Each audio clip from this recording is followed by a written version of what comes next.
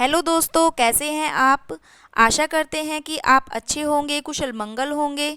तो दोस्तों, आज इस वीडियो में हम आपको बेमाता की एक और कहानी सुनाने वाले हैं।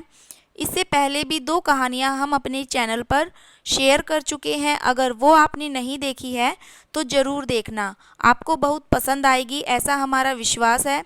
तो बेमाता वह माता होती है जो सबका भाग्य लिखती है तथा सबके भाग्य का लेखा जोखा उनके हाथ में ही होता है।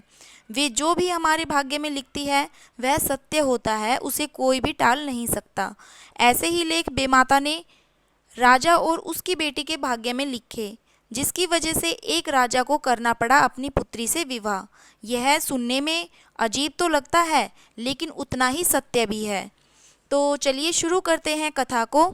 एक बार की बात है कि एक नगर में एक राजा राज करता था, जिसकी एक रानी थी, जिसने एक बहुत ही सुंदर कन्या को जन्म दिया। जब पुत्री की छठी का दिन आया तब बेमाता उसका लेख लिखने आई। जब बेमाता पुत्री का लेख लिखकर वापस जा रही थी तो राजा ने बेमाता से पूछा, माता, आपने मेरी पुत्री के भाग्य में क्या लिखा है। तब माता ने बताया कि तेरी पुत्री के भाग्य में लिखा है कि उसका विवाह तेरे से ही होगा।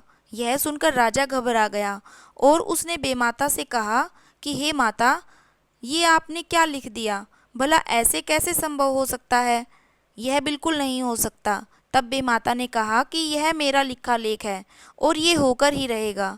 इसको मैं या तुम नहीं टाल सकते। यह तो तुम्हारे पिछले कर्मों का लेख है और इस जन्म में तुम्हारा विवाह तुम्हारी पुत्री से होकर ही रहेगा। इसे तुम बदल नहीं सकते। यह बोलकर बेमाता वहाँ से चली जाती है। तब राजा को कुछ भी समझ में नहीं आता कि बेमाता ने यह कैसा लेख लिखा है। आखिर बेमाता के लेख को बदलने के लिए वो क्या करे। फिर राजा अपने दिल पर पत्थर रखकर एक निर्णय लेता है। वह अपनी उस छोटी सी बच्ची को सैनिकों को दे देता है और कहता है कि भारी संदूक में रखकर नदी में इसको बहा दो। तब पुत्री ही नहीं रहेगी तो मेरा विवाह इसके साथ कैसे हो सकता है। ऐसा कहकर वह उसे सैनिकों को दे देता है और सैनिक उसको लेकर चले जाते हैं। एक संदूक में डालकर उसे छोड़ने के लिए चल पड़ते हैं, तो उनकी इतनी हिम्मत नहीं हो पाती कि वो छोटी सी बच्ची को नदी में बहा दे। तो वे इस संदूक को दूर जंगल में रखाते हैं और राजा से कहते हैं कि हमने आपकी पुत्री को नदी में बहा दिया। इससे राजा निश्चिंत हो जाता है और सोचता है कि अब बेमाता का लेख पूरा नहीं होगा, क्योंकि अब तो मेरी पुत्री भी नहीं रही। लेकिन इसके साथ ही उसे अपनी पुत्री का दुख भी होता है। लेकिन बेमाता के लेख को बदलने के लिए उसे ऐसा करना पड़ता है। तभी उसी जंगल से कुछ बंजारे गुजर रहे होते हैं और बच्ची के रोने की आवाज़ आती है। तभी वे वहाँ पे रुक जाते हैं और आसपास देखते हैं कि आवाज़ कहाँ से आ रही है। उन्हें वो संदूक मिल जाती है, तो वे उस बच्ची को निकाल लेते हैं और लेकर अपने साथ चले जाते हैं।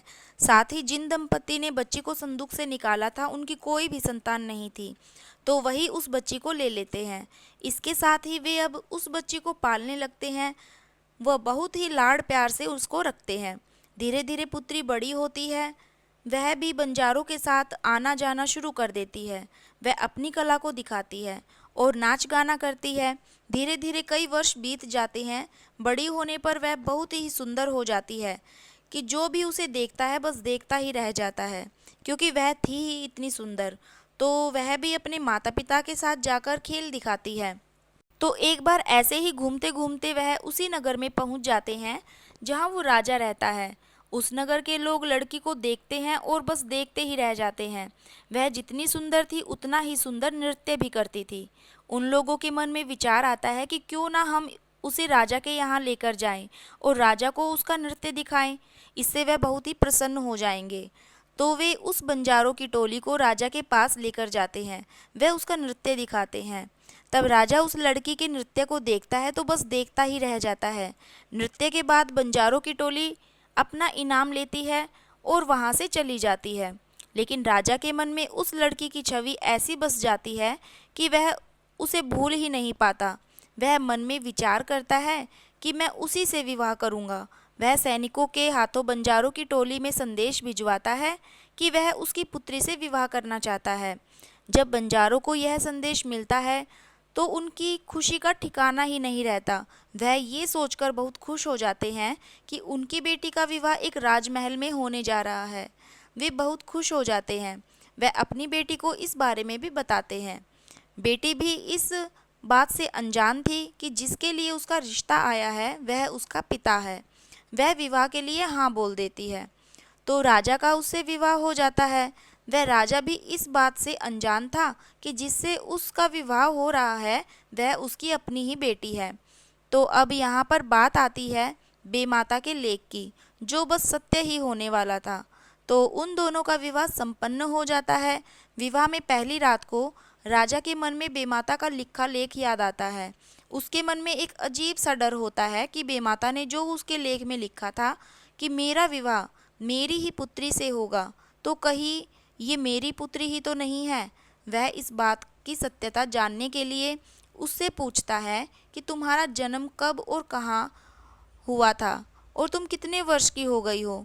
वह इस बारे में कुछ भी नहीं बता पाती। तो राजा उसके माता पिता को बुलवाता है और पूछता है कि तुम्हारी बेटी का जन्म कब और कहाँ हुआ और ये कितने वर्ष की हो गई है। तो बंजारा सोचता है कि अब तो हमारी पुत्री का विवाह राजा के साथ हो ही गया है, तो अब राजा को सारी सच्चाई बता देनी चाहिए कि ये हमारी बेटी नहीं है, यह तो हमें एक संदूक में मिली थी। तो वह सारी सच्चाई राजा को बता देते हैं। तब राजा बोलता है कि क्या तुम मुझे वो संदूक दिखा सकते हो। तो वे बंजारे राजा को वो संदूक लाकर दिखा देते हैं। वह राजा संदूक को देखते ही पहचान लेते हैं कि ये तो हमारी ही संदूक है। राजा को विश्वास नहीं होता, तो वह अपने उन्हीं सैनिकों को बुलाते हैं और उनसे पूछते हैं कि क्या तुमने मेरी पुत्री को नदी में बहा दिया था। सैनिक यह बात सुनकर घबरा जाते हैं और राजा को सारी सच्चाई बता देते हैं। तो राजा को पूरा विश्वास हो जाता है कि वह तो उसी की पुत्री है।